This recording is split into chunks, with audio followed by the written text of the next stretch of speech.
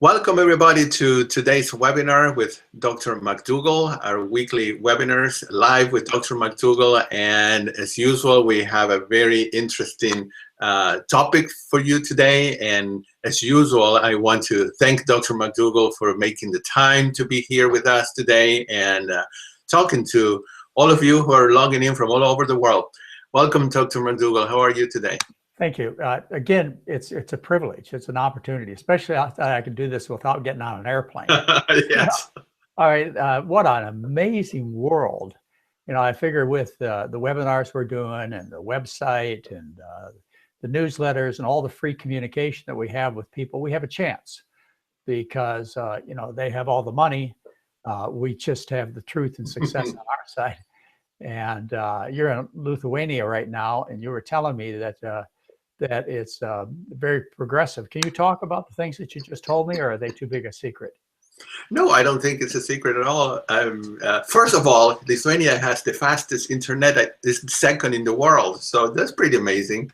And so I'm very happy about that. And then I'm here in a conference where I'm listening to different doctors and politicians talk about changing the whole system in the whole country of Lithuania to really start a plant-based education, not only for professionals, but for the whole country. And it's very exciting to see it happening right now. This is a historical moment.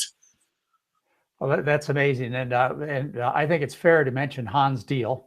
It is. I didn't know if it was okay, but I think it is. Hans loves publicity, believe me. Yes. Let's talk about Hans Deal. He's been a friend of mine for 35 years, a great man. I've said on my television show that I did in the past, it's not too active right now, but on my television show, when I had him as a guest, I said that, and also when I had him speak at the Advanced Study Weekend, which he's done on about 3 occasions, I've said that this man has done more to change the world than anybody I can think of, or at least as much as anybody I can think of to change the world with his various programs. This CHIP program, right, which was it's changed the acronym has changed the name recently, but he set up a program where he would teach this kind of diet around the country and around the world, and it's very successful. You might look in your community for a CHIP program, CHIP. And Hans is still involved with it, although it is not, as I understand, entirely his anymore. But it's just done a huge amount of help for people all over the world. And Hans Deal is part of this conference that you're talking about, and part of the politics. Right. Yeah, yes, it's a meeting with the prime ministers and with the university presidents, and there's a new program, master's degree for this type of plant-based approach to medicine. So it's very exciting. Yeah.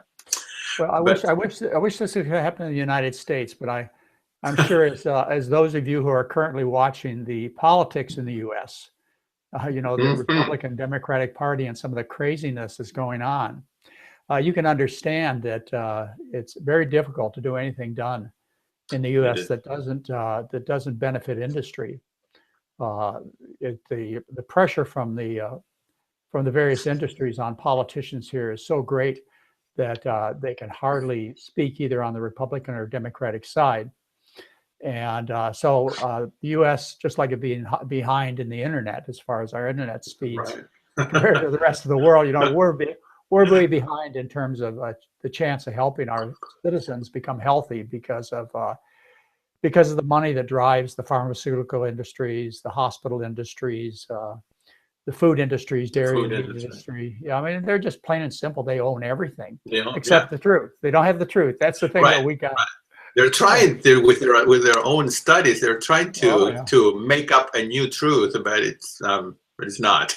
Well, I've been calculating this. I've been trying to figure this out because I'm scheduled to speak on April 7th at the Obesity Medicine Conference in San Francisco, which, by the way, we're going to be talking about over the next couple of weeks before I actually do this presentation. And if I do this presentation, okay, very good. If I do it on April 7th, we'll talk about what it all means. But I've been trying to calculate how much of the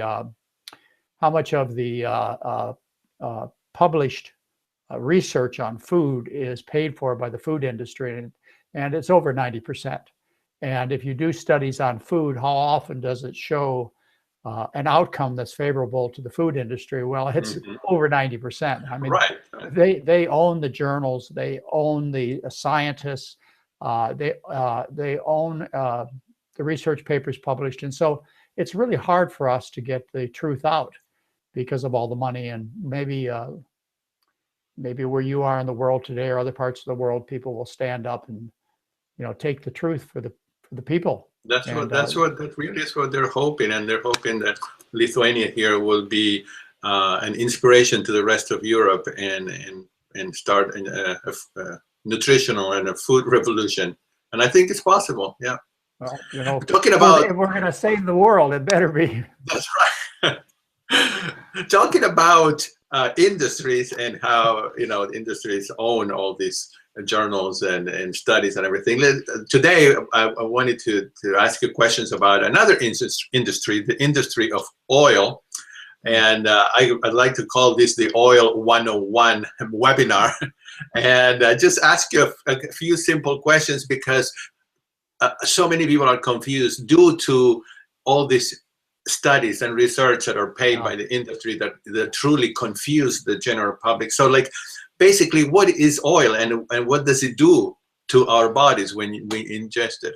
Well, you are confused, and you're getting more confused. There was just a conference dedicated to promoting consumption of oil to get healthier and lose weight. It was put on by Mark Hyman, MD, who's a very popular cookbook, well, not cookbook, a health food book author who had, a couple of years ago was promoting sugar as the evil culprit, and now he's telling people that oil is good for you. And so, he gets a lot of attention, to say the least. And I understand where you're confused and becoming more confused about oil. We're not talking about the stuff from the ground, the stuff that fuels our cars. We're talking about the oil extracted from vegetables. And this is one of the things that has caused massive obesity worldwide over the last 35 years. Since 1980, the consumption of oil worldwide has more than doubled, vegetable oil, as well as the consumption of meat and dairy has doubled. And we see, as I've talked to you about before, the incidence of disease in countries around the world. Like I gave you the data on China, which comes from the Journal of the American Medical Association in 2013. China now has a incidence of type 2 diabetes of nearly 12%, and half the Chinese are pre-diabetic, whereas prior to 1980, fewer than 1% of the population was either diabetic or had a tendency towards type 2 diabetes. And oil is a big part of that change. Oil is not a natural substance. You only get oil by processing food. In one way or another, you've got to take a fish or a plant, and you have to extract the oil from this particular food source. And when you extract the oil, let's just say corn or safflower oil or flaxseed oil or orange oil, or it's not much oil in apples, but rice they extract oil from. When you extract the oil from a plant part, what happens is you just take the oil out and you leave all other components behind. You leave all of the protein, carbohydrate, dietary fiber, all the nutrients, vitamins, minerals, everything else is left behind. And all you have is one ingredient, which is oil. It's an isolated, concentrated nutrient, so it has none of the protection it had when it was in the plant. When it's in the plant, say the corn oil is in the plant, when you eat the corn, what happens is the oil goes in with fiber and other phytonutrients and just the right amount of carbohydrate and protein. And all this goes in the mouth, into the intestinal tract, through the bloodstream, and to the cells in harmony, in perfect orchestration. So that when the oil enters the cells, it enters just with the right amount of other nutrients into the cells, and the machinery works properly. And that oil is essential. There's just a little bit of oil that the body does need, but that oil works as it should. When you take it out of the plant, you isolate it and concentrate it. When you feed it to people, at best, it's a medicine. At worst, it's a poison. It's a serious toxin. So do understand that oil is never food. It's a pharmaceutical. It is a toxic substance. that will make you ill.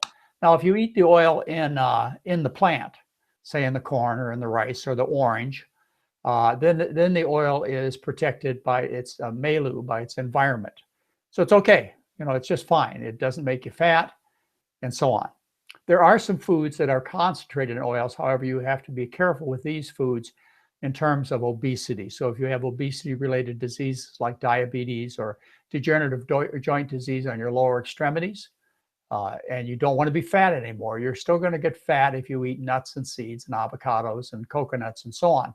Although they're not unhealthy, they're just very, very, very rich sources of energy and oil, like they're 80 to 90% oil. So these foods are not going to help you be trim, and especially the way they're presented today. Avocados used to be something that we found on our avocado tree when we lived in Hawaii, maybe for a week or 2 weeks a year, and then they were gone, they were rotten. Now you get avocados every day in the supermarket. Nuts are put in hard shells for a reason, and of course coconut has the hardest shell of all. You know, these things are hard to get at, so they should be treats. They should be forms of energy that you look for in times of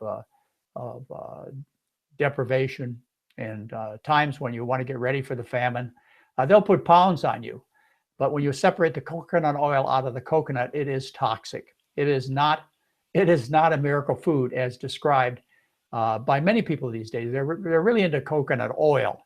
I wrote in my 2006 newsletter, I can't give you the month, but it's in 2006.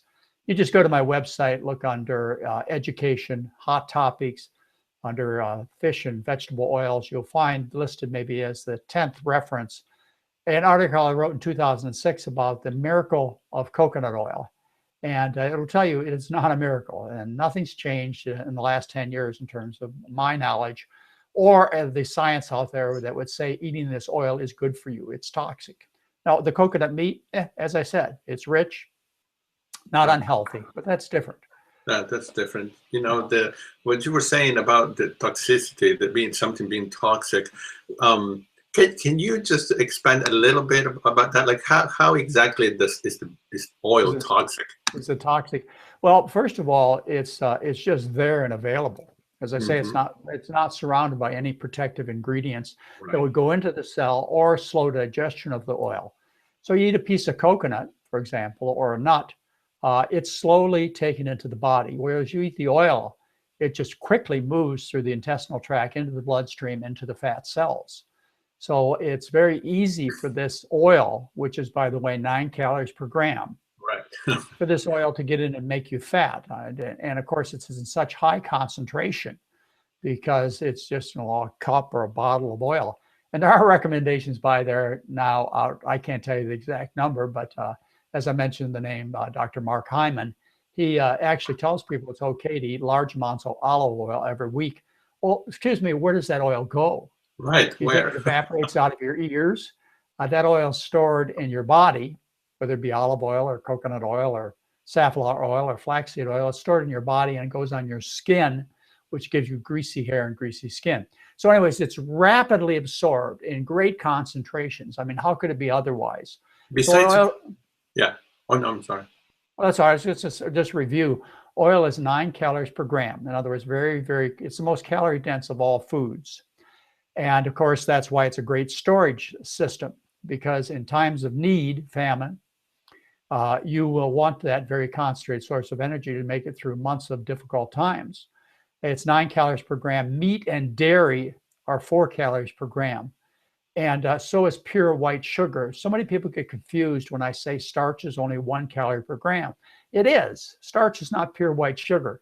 It's sugar, complex sugar, mixed up with protein, fiber, water, vitamins, minerals, all kinds of things. So just think about a potato versus a cup of white sugar. A cup of white sugar is 4 calories per gram. Potatoes are 1 calorie. I think they're really six tenths of a calorie per gram. Right. So in general, starch is 1 calorie per gram, very calorie dilute. So try and get this fixed in your mind, because I even got a letter today that says, well, I just don't understand how you can say that starch is 1 calorie per gram. Well, it is. White sugar is 4 calories per gram. Meat and cheese are 4 calories per gram. Yeah. Right. And so, I can tell you some other toxicities if you want. Sure, please. All right. In the early experiments that were done on cancer, like those done by Tannenbaum, experiments that were published before the 1940s, they would take various ingredients in food and give them to experimental animals to see which would promote the most number of tumors in the most animals. Let me say that again. They would promote the most animals getting tumors and the most tumors in each animal. And what they found is consistently oil was the strongest promoter of cancer. And they found also, and this is discussed in one of my newsletters on cancer. I believe it's my February 2015, but I could be wrong there. It's discussed in how they did experiments. Kenneth Carroll did them. And again, this was published in the 1970s, where he took and fed animal fat, like tallow, they called it, which is lard, or coconut oil, which, by the way, is saturated fat. And they fed these fats to animals and compared the effect of those fats in isolation with vegetable fat in isolation. They used safflower oil, and they found safflower oil promoted the growth of tumors in more animals, and more tumors per animal, 2 to 3 times greater than did animal fat in isolation. And then they added a little bit of vegetable oil, a little safflower oil to the animal fat, and they found that they got the same high concentrations of tumors in animals with tumors when they add a little bit of vegetable oil to the isolated animal fat, just as much tumor promotion as they got in just safflower oil alone. So the message I'm trying to get you, if you didn't understand all that, is vegetable oil is a much stronger promoter of cancer than animal fat is. But animal fat can be turned into a very strong promoter of cancer if you add a little bit of vegetable oil. And every Westerner eats that amount of vegetable oil. So total fat needs to be decreased. And do not think that vegetable oil is healthy for you. And then it's when it comes to heart disease, there are studies that were done in the 70s and 80s where they took people in very, very well-designed studies. They took them off saturated fat, which is meat, eggs, and dairy, and coconut oil. They took them off saturated fat, and they put them on omega-6, which are essential fats, omega-6 fats, and to see whether or not they could reduce the risk of heart disease. Well, they increased the risk of cancer, they increased the risk of gallbladder disease, and just recent studies that have been published in, I think it was the British Medical Journal, but I easily had that citation. Recent big follow-up on these people that were treated in the 70s by this exchange of omega-6 fat with animal fat shows a much, much more severe progression of artery disease, including coronary artery disease, when they switched them to this omega-6 fat. So folks, these essential fats are not good. Omega-3 fats, they promote bleeding. Eskimos who eat a lot of omega-3 fats are known to have fatal nosebleeds. So if you get in a car accident, you're more likely to bleed to death if you're on these omega-3 fat diets. I've seen it in my patients over and over again, particularly those trying to prevent heart disease. They take aspirin along with omega-3 fats, and when they wipe their bottom after a bowel movement, they bleed. And these are normal, healthy people. It really sets you up for bleeding. So be careful. Also, these omega-3 fats, they suppress the immune system. And let me be specific. There are people who take cod liver oil for arthritis. And I know you think that it oils your joints so they work better, but it doesn't oil your joints. What it does is it suppresses the immune system so you have less inflammation, and it does do that. This is a drug. These omega-3 fats, cod liver oil being an excellent one to talk about. But they do it by suppressing the immune system. So when you suppress the immune system, you suppress the overall immune system. As a result, you get more infections, virus infections. You get more cancer. And they've shown, like for example, when you feed flaxseed oil in animal experiments, you increase the tumor growth as much as 1,000-fold when you add these immune suppressing fats. So there's some specific details as to why you should stay away from oils, and you should make your diet plant-based, not just plant-based. Remember, it's starch-based with fruits and vegetables, and you should limit your intake of high-fat plant foods, nuts, seeds, avocados, and okay. What does it do to the The oil, does it exactly, what does it do to the arteries of a person? Can you explain a little bit about that? Well, the mechanism involved, let me see if I can think of the mechanism involved. These oils are toxic to the endothelium, which is the inside lining of the arteries. I'm sure there are many, many more mechanisms known. I just can't think of them at hand. But, you know, we know I could show you a whole bunch of experiments. In fact, I believe I cited them in the Starch Solution book, where feeding olive oil to experimental animals and also under some living situations like David Blankenhorn. He was a very famous researcher from UCLA. David Blankenhorn, he looked at people in terms of coronary artery disease. He did angiograms. This is cited in the Starch Solution. He did angiograms on people and looked at what happened when they changed their fat intake. And it was only total fat intake reduction that made a difference in progression of artery disease in people based on angiograms.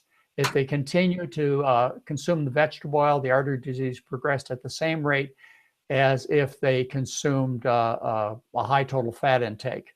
And so he showed in a study in people published in a major medical journal, one of the most important researchers in the world, he showed that vegetable fats were toxic to the arteries. And again, I just can't remember the details, or I may need to research them in greater amount. But these oils, they cause oxidation and direct toxicity and so on.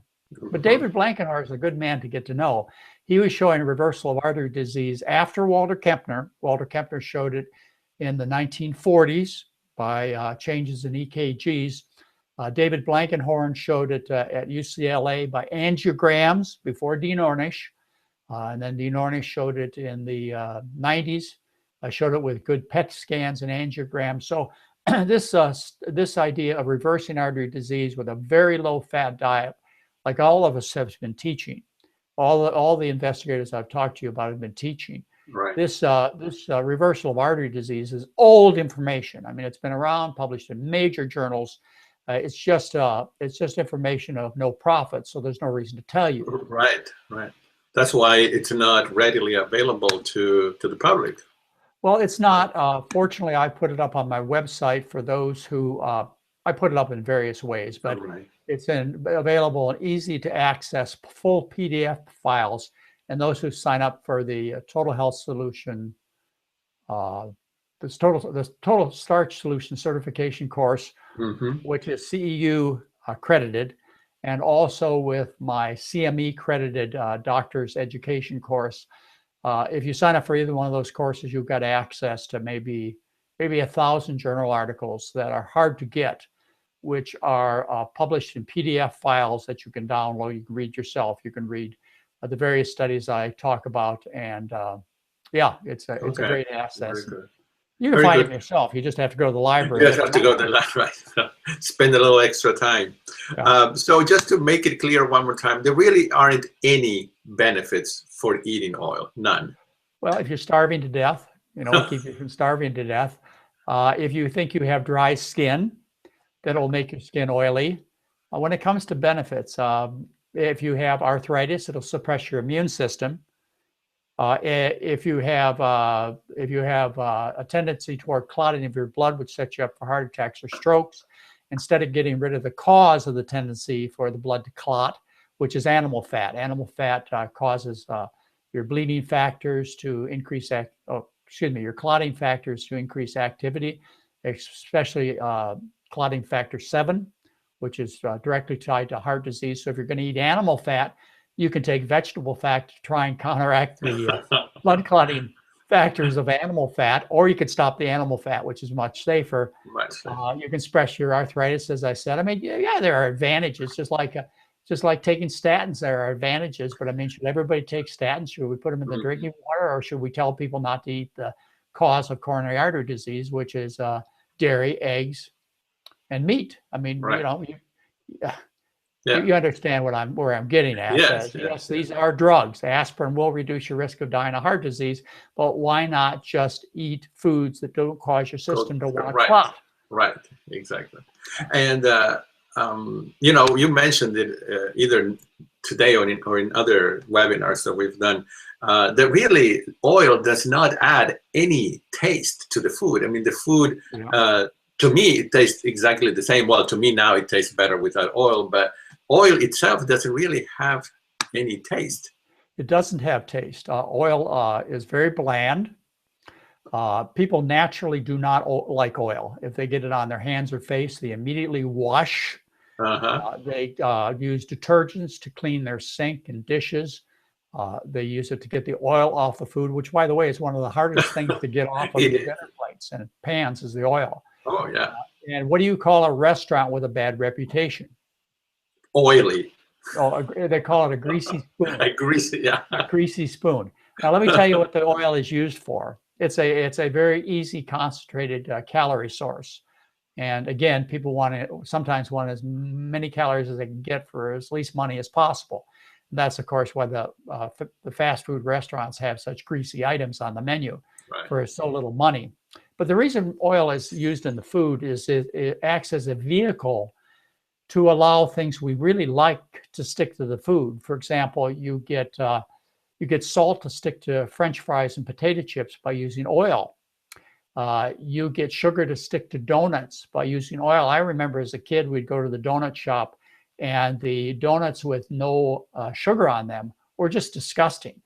You know, the greasy donuts they would serve. I mean, you couldn't eat them basically. I always asked my grandma and grandpa to get me the ones with sugar on them. So, and it also allows spice to easily stick to lettuce leaves. But there are other ways to get spice, sugar, and salt to stick to your food, the ingredients you love, which we, of course, allow for most people. And those are in the fat-free cooking recipes that Mary actually invented. She invented the low-fat vegan recipes. And we're going to get Mary to talk next week, aren't we? Yes, yes. Yeah, this is exciting. Believe me, it's been a chore for me on my end. Good, but I think next week you're going to get almost a whole hour from Mary. Yes, so this will be a very special. Keep her there. But there are easy ways to cook your food fat-free. You don't need to have the grease in the bottom of the pan and so on. And you know, Mary invented a lot of these techniques, or at least put them together from other sources. Right. And so that's what the oil's for. It's toxic. Stay away from it. At the very least, the fat you eat is the fat you wear. And I encourage you, those of you listening who want to lose weight, put in your head this mantra.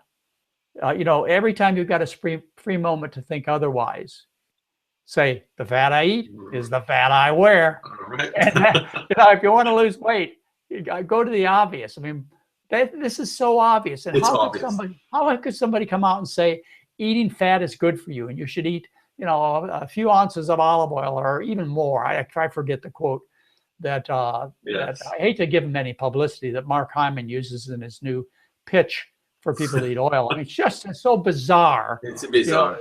It's to think that eating oil doesn't make you fat. Right. Yeah. Where does it go? Like you said earlier. Where does it go? It's just evaporates. Some of it ends up in your stool. Just look in your toilet after.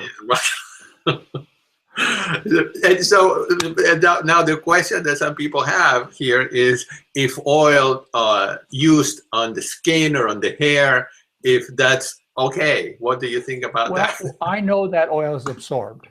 Again, where does the oil go?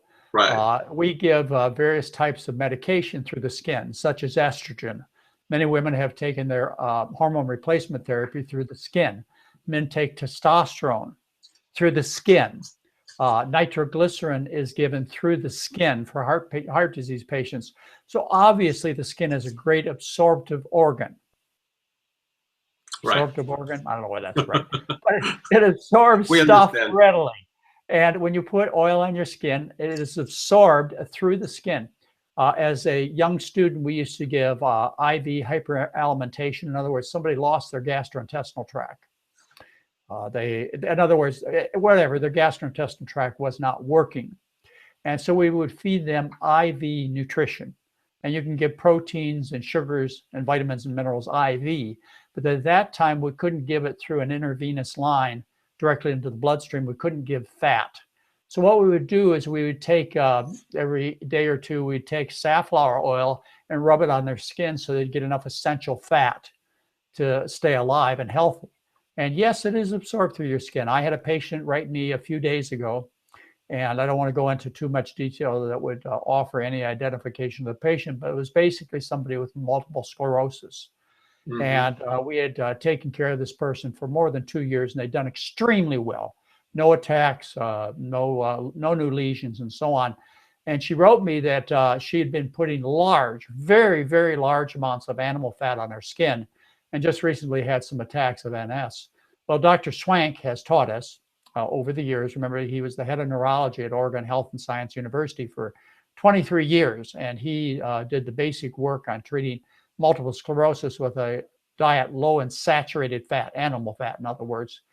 And so she was putting huge amounts of saturated fat on her skin. And as a result, I think she had some attacks, which were confirmed by MRIs. So yes, this stuff ends up on your skin. Now you say, well, what do you use to moisturize your skin? Well, that's a tough question. And I am not an expert on that. I don't know which moisturizers are lowest in oils and fats. I don't think Mary is either. If you ask her next week, I don't think she'll have the answer to that. She uses a little bit of moisturizer on her skin, on her face. Anyway, I think a small amount is probably ideal to think about in terms of putting oil on your skin. Right. And I do just want to add one other thing, is that people on a low-fat diet have, in my experience, on very rare occasions, complained of dry skin. And their question is if I add nuts and seeds and avocados, will my skin become less dry, more soft? And the answer is yes, it will. And you may want to do that as long as nuts and seeds and avocados and coconut meat and so on are not contraindicated in your particular situation. But this is adding very rich food. And you'll notice within a matter of a couple of days, the change in the feeling of your skin. But most people on a very low-fat diet do not have that problem. And I would rather than you eat the fat to put fat on your skin, is that you just put fat on your skin.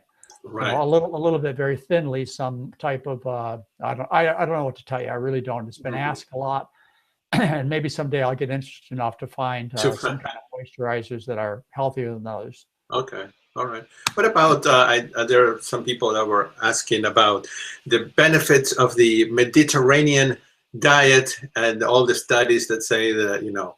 Yeah, there is actually, if I get to talk at the Obesity Medicine Conference on April 7th, and again, this is up for question because of some of the things I want to say. The people at this conference who put on this conference are quite offended by my abruptness and my attacks, and they are attacks against low-carb diets, not against Mediterranean necessarily, but I just try and reveal to the public, if I get to speak to them, what the Mediterranean diet is. There was a study published in, oh my goodness, I don't know, maybe 2007, the Peri-Medi study. Anyways, it was a study about the Mediterranean diet. And the way they did it, it was published in JAMA, I believe. I can correct that for you as time goes on, what that particular study was. But it was a study published, I believe, in JAMA on the effects of adding nuts and olive oils. They took people who were, quote, living in the Mediterranean realm, and they put them on nuts and olive oils, and saw what the effect was on their health, and actually compared to the low-fat group. They called this low-fat. Remember, our fat intake is 7% fat. The change in fat between the intervention group that put them on olive oil and nuts versus low-fat, the difference in fat intake was 39% compared to 37%. So it was not a low-fat diet. This particular diet resulted in no decrease in heart attacks or overall mortality. There was a slight decrease, slight but significant decrease in risk of stroke. If you look at that particular study, and Peri-Medi, P-R-E-M-I-M-E-D, I believe is the acronym used. If you enter that into Google, you find 175 studies published since then with using that acronym. And, you know, I mean, this is just, the Mediterranean diet is basically a a business scheme. Everybody's into Mediterranean diet. You can sell all kinds of goods related to the Mediterranean diet. But the truth is the Mediterranean diet is all kinds of diets. Just look at a map of the countries that border the Mediterranean. Right. They eat, dozens, if not hundreds, of different diets. How can you tell which Mediterranean diet? What Mediterranean diet are we talking about? Plus, you need to know that in Greece, they have the highest incidence of one of the highest incidents of obesity in the world right now. Of children, Greece is #1 in terms of obesity rate. Italy is #2 in terms of obesity rate, way above the US and Canada. So they have the highest child obesity rate right now in the world, Italy and Greece, 2 Mediterranean countries. And the Greeks right now have amongst the highest incidence of obesity in the world. The Mediterranean diet actually started with a study by Ansel Keys of people who lived in Crete post-World War II. And the Mediterranean diet consumed by them was basically the McDougall diet with a couple of tablespoons of olive oil added. And that's where the Mediterranean diet comes from, is Ansel Keys' studies of the people in Crete. It was a 7-country study, which are my detractors. Those people getting all the attention. The low-carb people out there are trying, they're dismissing and actually they're saying terrible things about one of our great American heroes, Ansel Keys, and they're lying about him. And I don't know why in the world they bring up Ansel Keys, but they say terrible things about Ansel Keys. He was one of our most important K rations. You ever remember K rations from World War II? Well, Ansel Keys invented K rations. Right. Anyway, they try and discredit his work. It is a big fat lie. In fact, I think that's the title of one of the books. Puts such big effort into it. And anyway, he was the one that did the 7-country study and studied Crete and the fact that they were basically eating the McDougall diet post-World War II with some added olive oil. And that's the Mediterranean diet. What they're eating in Italy and Greece and the rest of the Mediterranean countries now is causing huge obesity, huge diabetes rates. So this is just a trade thing, the Mediterranean diet. It's just gives a lot of people a lot of money to make. And remember the basic study, the original study, the PREDIMED study, PREMIMED, I believe the acronym is. Correct me if I'm wrong. I can't remember everything. This was paid for by the 2 nut companies and 2 olive oil companies, and 175 studies have followed since then. If you search PubMed.com with that particular acronym, these 175 studies came out of industry's efforts to show the advantage of the med diet, which did not. I mean, the advantages were tiny and difficult to find at best. But my guess is if you also look at the funding of these studies, these 175 studies, you can trace them back to industry. This is just dirty money again. And I hope to present that at the Obesity Medicine Conference if I'm allowed to. But I was told I was not to say disparaging things about other diets. And so we're having a disagreement about what I'm going to present. And we'll talk about that maybe next week. Right. And it may result in me being disqualified and uninvited, or it may be me changing my presentation to show no slides at all, or I actually agreed to make a little bit of compromise, which I'll tell you maybe next week or the week after, but certainly before the April 7th, 2016 Obesity Medicine Conference that'll be presented in San Francisco at the Hyatt Hotel. Right now, I'm on the schedule. But ladies and gentlemen, I will not compromise. No. That's one thing I don't do. I'm not politically correct. I'm not a nice guy, but you're not going to get me to compromise to prevent hurting other people's feelings. Hundreds of millions of people are being sickened by lies. And these lies are perpetrated by industry, which owns the journals, they own the research, and by the way, they pay for the conferences. Right. So there you have it. Tell us, Dr. McDougall, some people don't know what the JAMA stands for. That's the Journal of American Medical? Journal of the American Medical Association. Okay, all right, just in case anybody wants to look at that. That study was, that particular study I mentioned that was published, it criticized heavily Dean Ornish, who teaches a low-fat diet, and Dean came back with a very powerful letter to the editor about this. which can be read also. And, Dean Ornish has been demonized by industry and by people who don't like him. And they have not told the truth. What they do is they compare the Dean Ornish diet, which is about fewer than 10% fat. They do studies like the A to Z study done by Christopher Gardner, who, by the way, I had at one of my advanced study weekends. Remember, I invite people at advanced study weekends that don't necessarily agree with us. Right.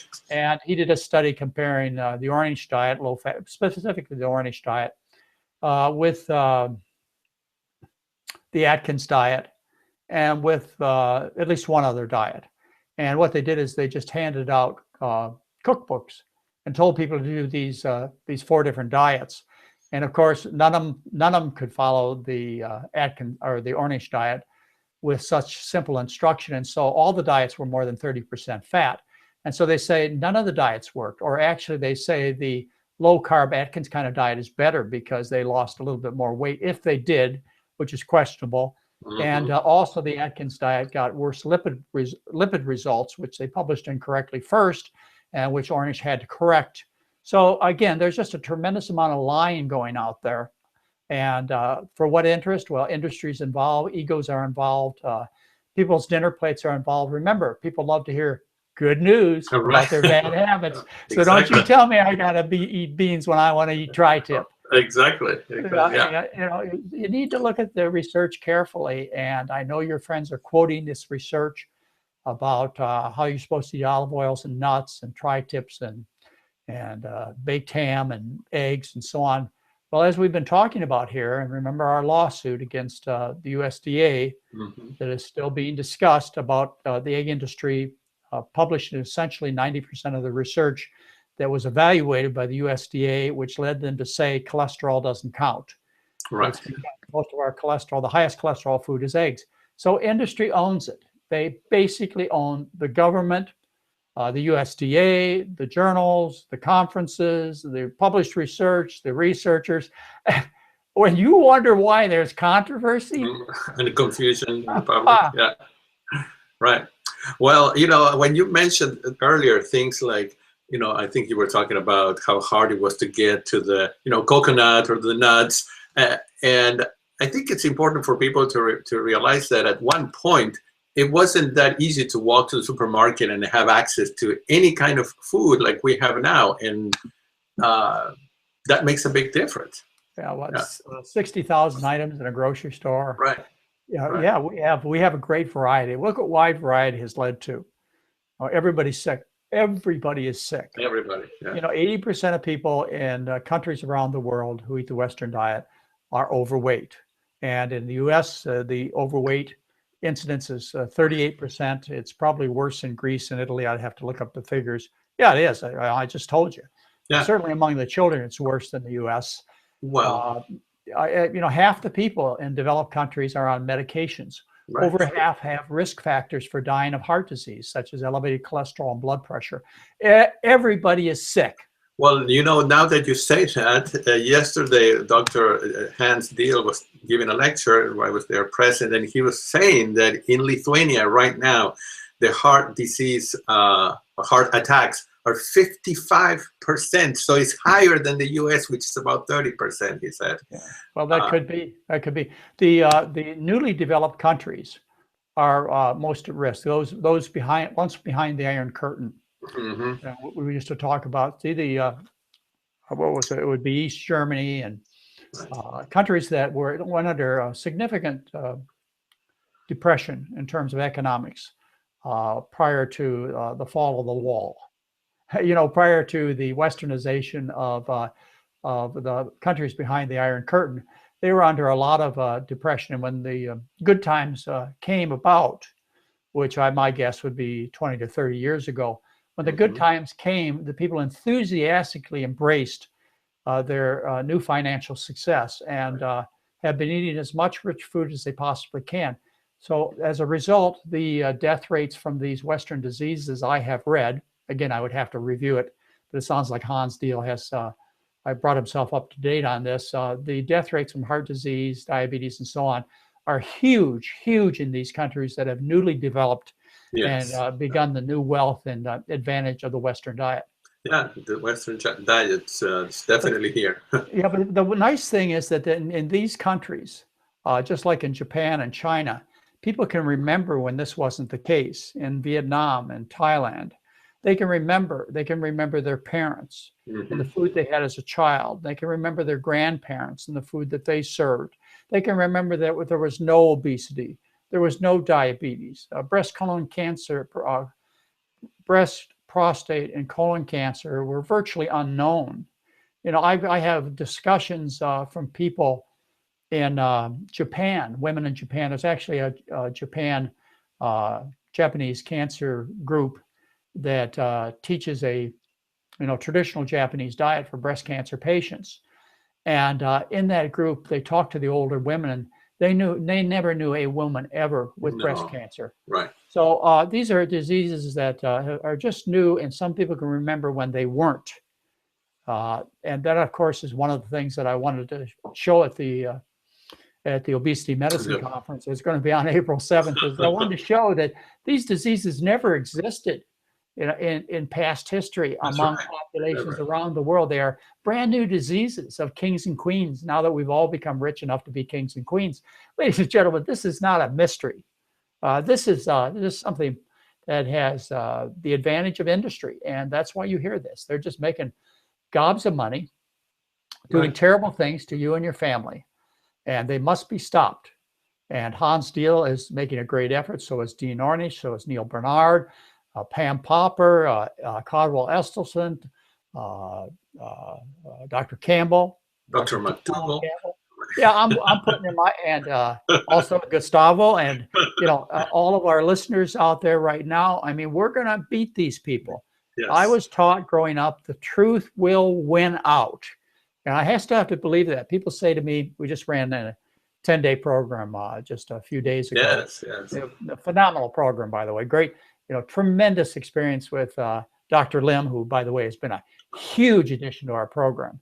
In addition to me seeing patients, having the opportunity to see patients all week long, which I do. We have Dr. Lim, who's a great addition to giving personal contact and additional opinions. But we saw just phenomenal things in people change. Type 2 diabetes get away. People get off more than 100 units of insulin. 2 cases of horrible rheumatoid arthritis resolved tremendously in just 7 days. I mean, these are things that I've seen for the last almost 40 years. Dr. Lim, who works with us full-time during the programs, he just sits there with the biggest smile on his face, because that's what every doctor and every medical student dreamed to see, and went to great effort to learn how to do, and went into huge debt, like $400,000 are in debt from student loans. And they get out of this medical education not knowing how to treat successfully any chronic diseases. And we had 2 medical students in this past program, and every moment they just a huge smile on their face, because that's why they dedicated their life, or just starting to dedicate their lives to the field of medicine, which is a wonderful field to be in. Is they saw what they only dreamed to be able to see, and never saw during any of their rotations. They never heard about. Here it is, 40 years since I've been to medical school. I started in 1968, so more than 40 years. They never taught me anything about nutrition, and those students told us right to our face they had no education on diet therapy, even though diet therapy is the cause of at least 80% of the problems, chronic problems. Higher than that, of the chronic problems that patients have throughout the world, 80%. And yet not a medical school that I know of in the world teaches the students about how to cure these diseases, and certainly prevent them is easy. And the reason is because these are trade schools, like they used to teach people how to make horseshoes and to do woodwork and ceramic pottery. Trade schools. These are trade schools. They teach you how to do a trade.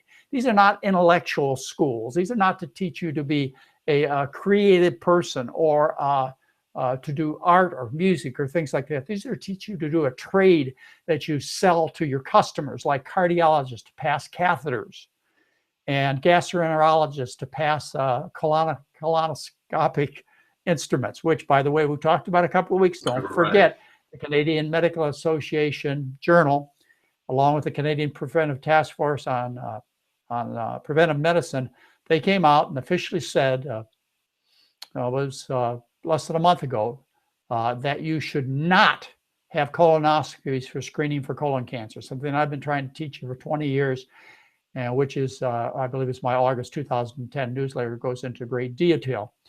So, the students don't learn it. They don't teach it in hospitals. There's just really no place to learn it. Right. Well, okay, we have a lot of work to do, Dr. McDougall, and you're doing an amazing job. I'm helping, but there's a huge team out there. I have my contribution to make, Mary hers, yours, and all of our listeners. You have a big part of this battle. We all have. And one of the things that I want to, we talk about every program, it kind of comes up at the end of the program, is the difference in approaches that people take. Dr. Doug Lyle, who you know very well, tells people to say, just sit back and say, well, it seems to work for me. And that's Mary's approach too. She's gorgeous. She'll be 70 just in a few days. And, she just shows what good health can do in terms of her personal appearance and activity. But there are other people, and Doug Lyle and I, we talk about this. There are other people who that's not our approach. We get in their face and we tell them, this is the way it is. And we do make a few enemies along the way, but we also win our friends too. Right. So whatever your approach is, if it seems to work for me, or you just get out there and say, look, this is the research. This is what I recommend you do. I love you. You're my friend. You're my wife. You're my whatever. And it means so much to me to see you not sick, and it's so simple to get well. I must tell you, and that's what I do. I tell you what it is. Yeah. And this is why I insist when I do presentations such as the upcoming Obesity Medicine Conference, which I may or may not be at, I insist that I have a chance to take my stand and nobody censors what I have to say, and that I fight as hard as I can for the truth, so that other doctors who will be present at the Obesity Medicine Conference and other people who get the message, they can see what I really feel. I'm not going to hold back. I'm not going to start being, and at my age, my attitude is they can't hurt me. No. A lot of people that we work with, by the way, they work for other people. They're at medical schools. They get paid for by the medical school, and they have to be very careful about what they say. I'm self-employed. Right. They can't hurt me. Well, they can't hurt me. Sure, they can hurt me, but I don't feel at any jeopardy in terms of telling it like I do in the manner I do, whereas other people, you have to be cautious. Right. Well, you do have serious research to show you're not making all this up. Of course. The two medical students, and always when we have medical students at our 10-day program, I always tell them, I said, look, just keep your mouth shut. You're still at a stage where the medical school, the staff can hurt you. So don't say anything. And they do understand. If they go in and they say, well, I just saw 2 patients virtually cured of rheumatoid arthritis, and a guy with type 1 diabetes and heart failure changed his whole life in 7 days, which is the interval we measure them in. It's a 10-day program. Then they will get wrath from their mentors, and including they risk their education. So I tell them specifically, do not tell anybody what you've learned. And by the way, we take residents and medical students from all over the world, and our foundation pays for their travel and all of their expenses. So we encourage people, if you have people or you're listening and you are a training physician, we do not take physicians who have already been trained. You're going to have to learn other ways by taking the courses we have or doing the research yourself, but we do support starving medical students. And that's such a wonderful program. Wow. It is, and they add so much to the program. Wow. And they're used to working for nothing. So when we bring them in and we make them work for nothing, they don't get upset. They don't get upset.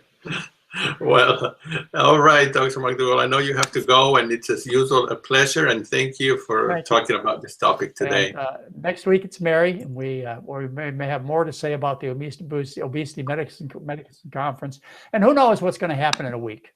The world is changing so fast. Well, then this is very exciting. I think everybody now is hooked to log in next week. All right. To be continued. All right. Thank you very much. All right. Bye-bye. Very good. Bye. Goodbye, Dr. McDougall.